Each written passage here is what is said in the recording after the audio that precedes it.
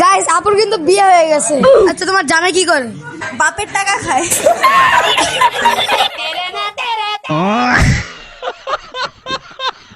এখন আমি তোমাকে কোনো ধাঁধা ধরবো না, কোনো প্রশ্ন করব না।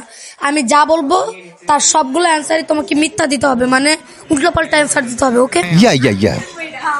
পারমু বুঝছি।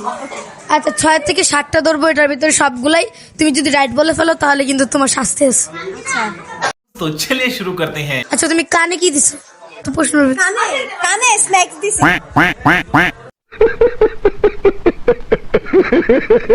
ওকে, কয়টা হইছে?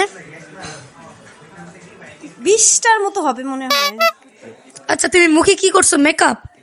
না, আটা মারছি।